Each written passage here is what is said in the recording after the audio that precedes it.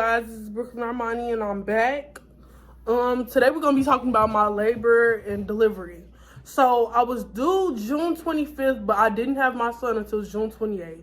I actually got induced and I ended up having a C-section. So let me give y'all the backstory. So when I was about, I would say 7 months pregnant, they told me that I was a high risk pregnancy because I had gained a lot of weight and I was kind of obese to be 7 months pregnant. I was above weight. I mean, yeah, I was above the weight average. Like, I was bigger than what I was supposed to be. And so I had doctor's appointments like every week. So in the midst of me going to my doctor's appointments, they would check me to see if I dilated. And I hadn't dilated any. I got to maybe like 38 weeks and I still hadn't dilated any. So I got nervous and I was worried. I think I dilated like 1 centimeter, right? And I was so anxious to have my baby. And so I got to like 1 centimeter dilated. And by the time I was 40 weeks, like I said, I was due June 25th. I think I had a doctor's appointment the day that I was due. I think I had a doctor's appointment the day that I was due. I went to my doctor's appointment. But really my doctor's appointment before that, like I said, since I had them like every week, twice a week, I had to do the stress test. It's when they hook you up to a monitor. And for 30 minutes, they measure the baby's heart rate and movement. And so I had to do that twice a week just to make sure baby was okay. And I had an ultrasound every week, right? And so at like my second to last appointment, they told me that if I hadn't went into labor, because it was like a Friday, it was a Friday. My second to last appointment was a Friday. They told me that if I didn't go into labor that weekend, then I would have to, it was up to me if I want to get induced or not. And so I was like, you know what, I want to get induced because I'm ready for my child to come. So, but, you know, I'm not going to count on that. So my last appointment, I went, they checked me. I hadn't dilated any. First, they told me I was 1 centimeter dilated, but then they came back and told me I hadn't dilated any because everybody calculate different. And so my last appointment, I got scheduled to be induced like within the next day or two. Within the next day or two. So I went home, I packed my bag, and I just patiently waited. Now, when I got induced, that was something completely different. I was scheduled to be in a hospital at like 6 o'clock. I think it was 6 o'clock. Yeah, it was 6. I got scheduled to be in the hospital at 6 o'clock. I didn't make it there till like 6:30. I had my son at Christ in Oak Lawn, Illinois. And so I got there around like 6:30, 7 o'clock. I had to wait for a room and, well, a suite. Then when they gave me one, I had to get undressed and get in a little hospital robe or whatever, the hospital gown. And so afterwards, I think they gave me an IV. I forgot what the medicine is called, but they gave me the little medicine to induce my labor, and they had it hooked into me. First of all, I was so mad. I was so mad. My mom said I was mean during my labor because I was in so much pain, and then my epidural had started to wear off, but I'm gonna get to that part. So they kept sticking me. She couldn't find my veins, so she just kept sticking the IV everywhere, hitting my bones. So I was upset about that. And then they started telling me that I ate before I went and got induced. That's one thing you have to do. You have to eat before you go in to get induced, because they won't let you eat anything or drink anything while you're in labor. So I ate. And then she was saying, if you got to use the bathroom, you got to tell me. If you feel like you got to boo, you got to tell me, or you could at least try. But I'm like, man, like, I don't want nobody to be in the bathroom with me. So I peed or whatever. I got back in the bed and I was having contractions, but I couldn't feel them at the time because throughout my pregnancy, I think I had like a lot of Braxton Hicks contractions, but I couldn't feel them. I would just see him on the monitor because, like I said, I had to get stress tests done every week. So I started to see them appear on the monitor, but he wouldn't, his heart rate wouldn't accelerate, or his movement. I think that's what the stress test is for, to see if they heart rate accelerate or they movement accelerate within the time you start and the time you finish. I think it has to happen twice, I believe. If not, you can Google it, the NST. But they ended up, when I got back in the bed, I started to have contractions, right? I started to have contractions, and they feel like period cramps. And me personally, I can't take period cramps. I didn't like that. Like, I just was angry. I was very, very, very angry. And so what ended up happening was, I had a really rough labor, y'all, like, for real. So the first thing that they did, they stuck a little balloon. It was like a little balloon. It was like a stick with a balloon at the top. They stuck it up there, and they told me that it should make me dilate. After they gave me the medicine, they stuck it up there, and they told me it should make me dilate, and get to like 3 or 4 centimeters.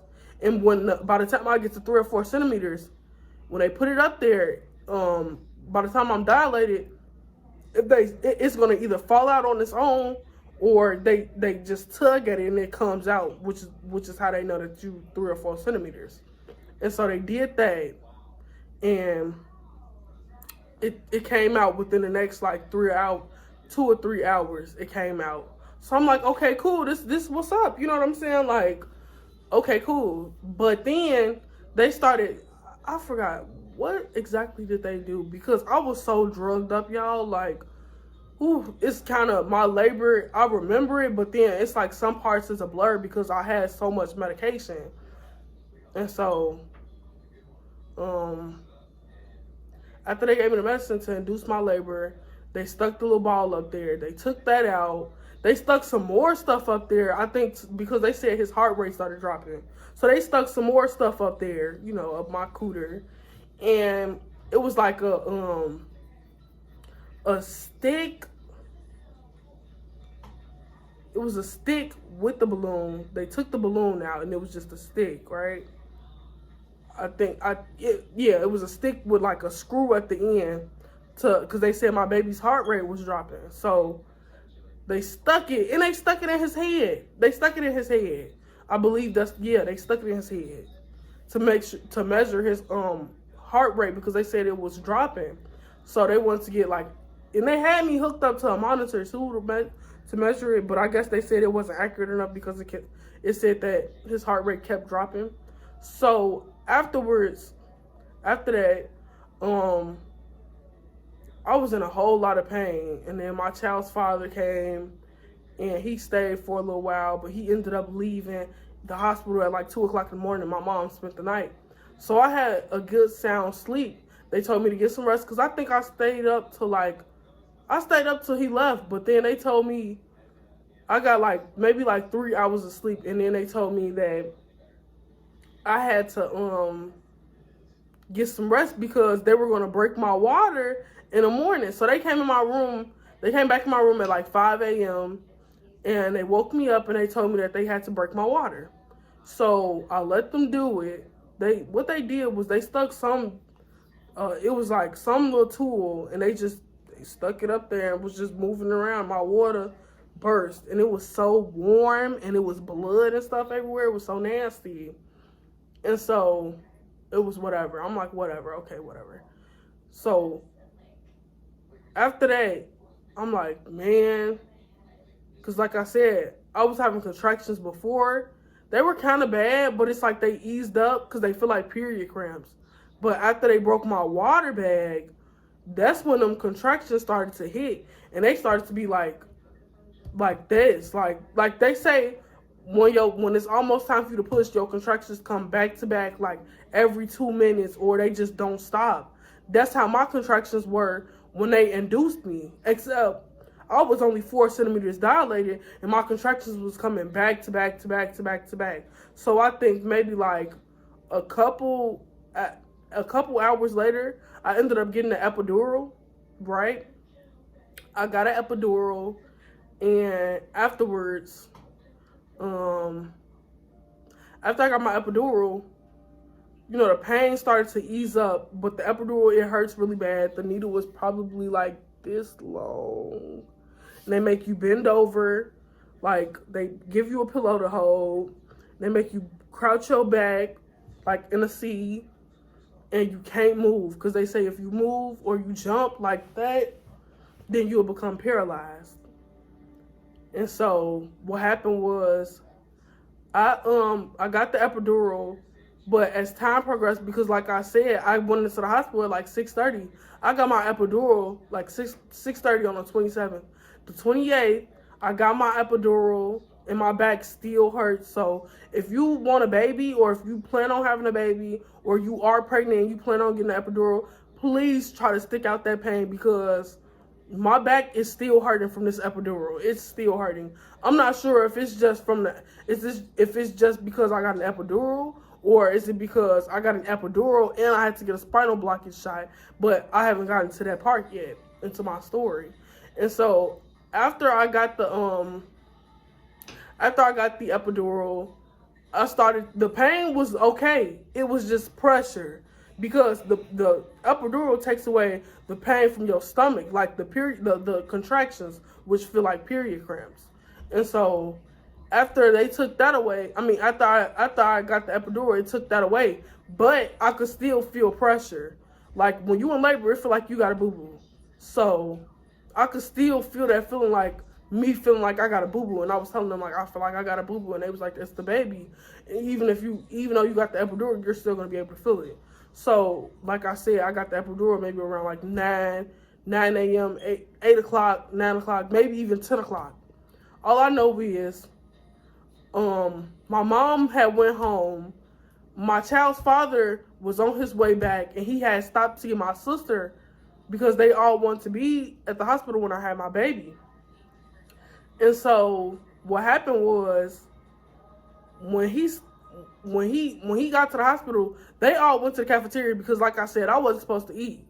The only thing that they would give me to eat in the hospital was ice, and the hospital ice was disgusting. It tasted so nasty. I would just wait till it melted a little bit and just drink it. I would let it melt some, drink it, let it melt some more, drink it, like not just like, and it was like a pitcher like this big. I would let it get to like right here, and then I would drink it. So after they went to the cafeteria, and I was in so much pain. I think this had to be like 1 or 2 o'clock. They went to the cafeteria, and I was just calling from the hospital phone. I kept calling my mom, telling her like, I'm in pain. Where are you at? I'm in here by myself. And I ain't gonna lie, I told her, like, I'm finna go off on somebody because I'm in here by myself and I'm in pain right now. And so I was texting my child's father. He wanted to play on the phone. And I was just so agitated at that point. Like, I was just so agitated. And so what happened was, the nurse came back in. Well, they came back when my mom and my child's father and my sister came back. I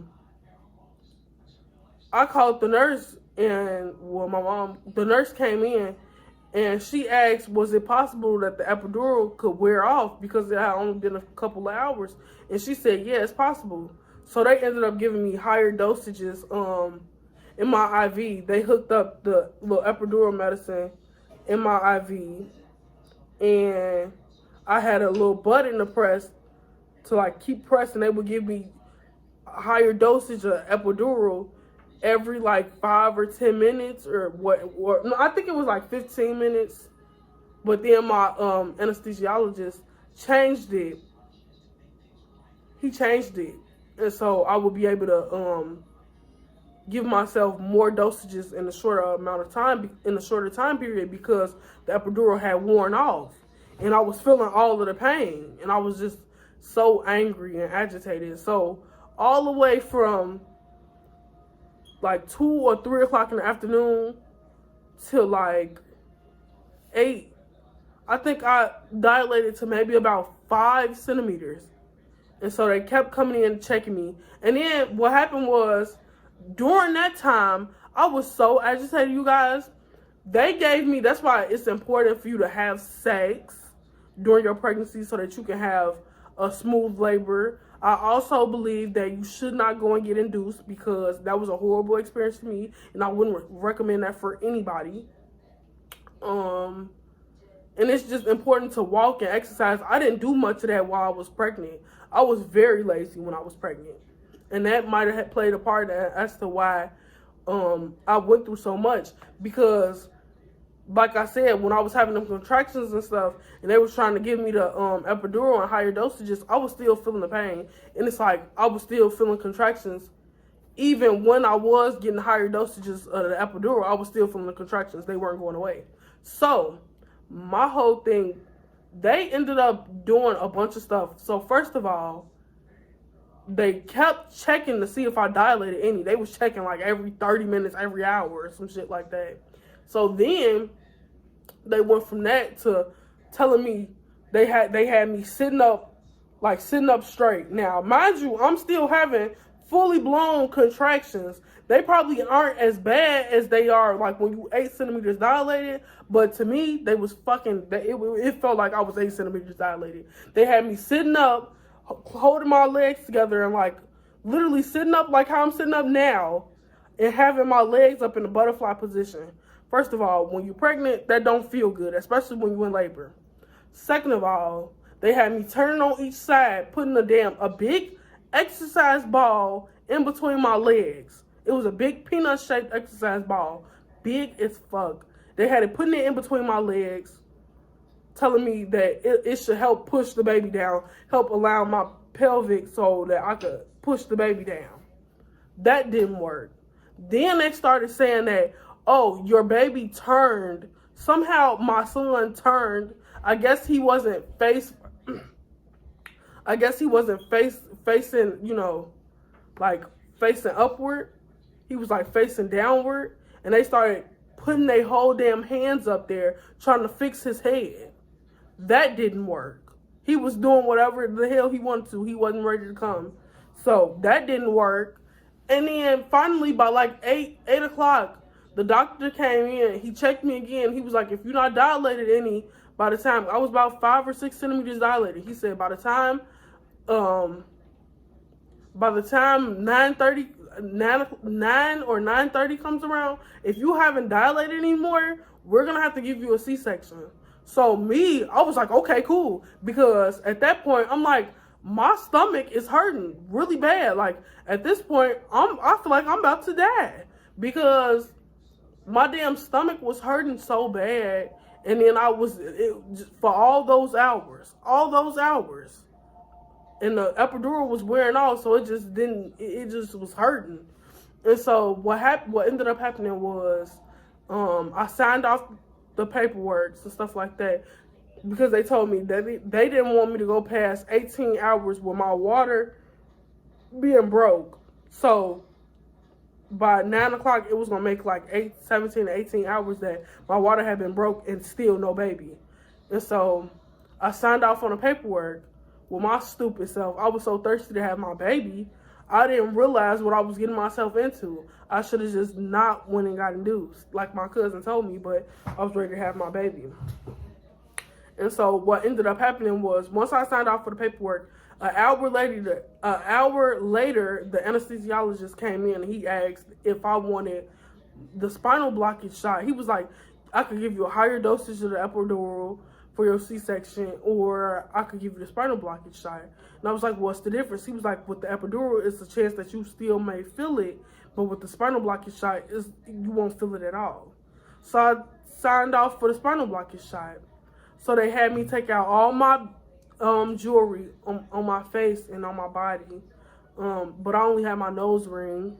You see, I took it out. I had my nose ring out for like a really long time, but I got it pierced. I got it re-pierced along with another piercing. And yeah, that was that. So I signed off on the paperwork. When they rolled me into the delivery room, they told me that only one person could be in there.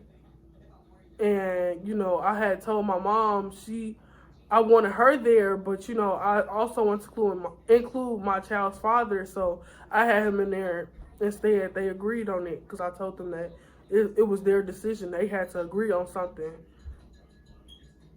And so they agreed that he would go in because my mom is scared of blood too. She don't really like the sight of blood. So he went in. I went in first. They sat me up to give me the spinal blockage shot. First of all, after I got that shot, I had to sit up. Actually, I was laying down. And they told me I had to sit up to get the shot. And when I sat up, I was so hungry. I felt like I had to throw up. I was super sick. It made me so sick. And so what ended up happening was I laid down and everything after that was a blur. Literally. Everything after that was a blur. But what I do remember is when I laid down,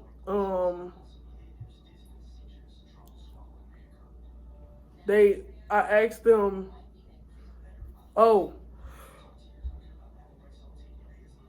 sorry guys, it's so late here. I'm just really tired. I had school today and it's a lot, but when I laid down, I asked them, I started to feel like I was finna die. I thought I was literally about to die. And so I could still feel them cutting, but it didn't hurt, and I could feel them pulling and tugging on my C-section, like on my insides. And so what happened was they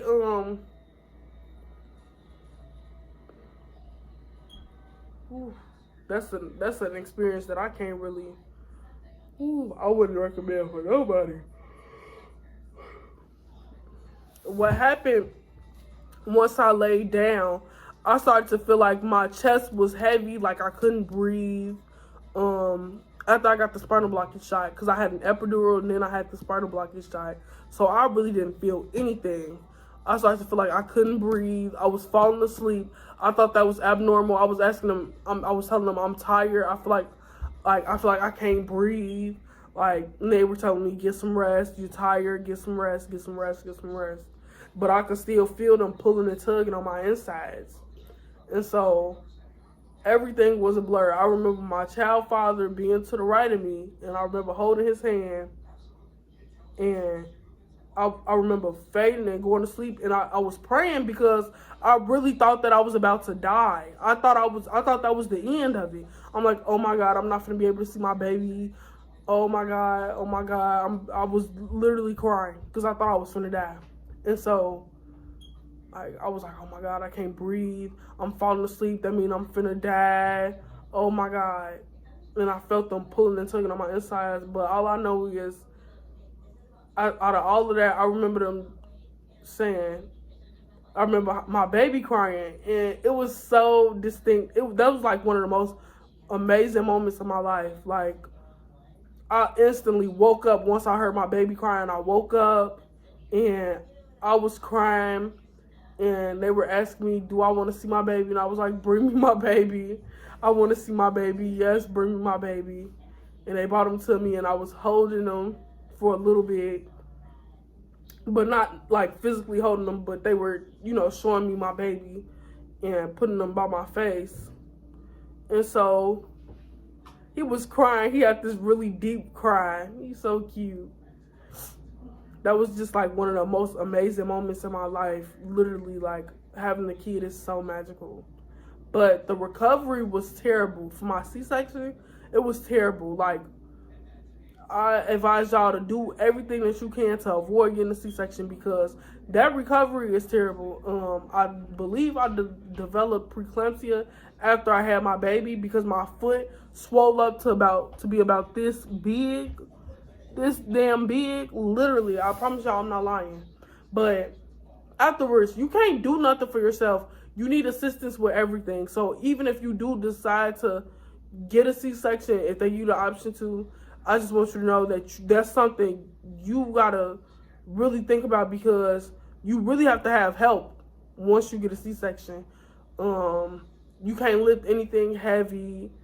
I was really cautious about the things that I wore because I felt like I had to get staples. And I felt like my clothes would snag on to my staples. What else? You can't laugh. You can't cough. For the first day in the hospital, you can't even use the bathroom by yourself. You have to, because I had a catheter once I got my epidural, which is like a tube that's stuck up your vagina, connected to your bladder, and it just gets it sucks all your urine out. So even after I had my son, I still had to have the catheter in for a whole 24 hours because I couldn't walk. My legs were numb. All the medicine made me itchy. I thought I was I was itching like a crackhead. And my memory is really bad now. I don't know if it's from the medicine or what, but I have really bad memory now. And it's just a lot. Like, I just would advise you to really think stuff out and just think about what you're doing, your decision, because having a baby comes with a lot. Like, babies are a blessing, don't get me wrong, but you really have to watch who you have kids by. You have to make sure you have the support that you need, because you really go through a lot emotionally and physically. And that's something men will never understand, but you need to have the type of man by your side that wants to try to understand, not somebody that'll abandon you with their child. Don't do that. But yeah, and so I had a lot of help. Now, I had a lot of help from my family and from my child's father. Had a lot of help from my child's father, but it's nothing big, like nothing that a father wasn't supposed to be doing, you know? Like, nothing that was extraordinary, like your dad. You don't get a cookie for that. That's what you're supposed to do. But yeah, I would just highly recommend that you just think things through. Make sure you know the person who you're having a kid by, and make sure you have the right support system, because a lot of times people have kids and it's not easy to do on your own. I'm not saying that you can't do it, but don't go into the situation thinking it's going to be a walk in the park, because because it's not. And my child, I'm blessed. My child is a very good kid. He's a very good baby. He doesn't cry unless he's hungry or he get kind of restless, but that's it. But yeah, make sure you subscribe to my YouTube. Follow me on Instagram at _Brooklyn Armani. Follow me on Twitter at colormecherry_. And yeah, add me on Snapchat, and I'm put the links below. And make sure you tell a friend. I'm trying to post my videos every week, so mess with me. All right, y'all, I'm out.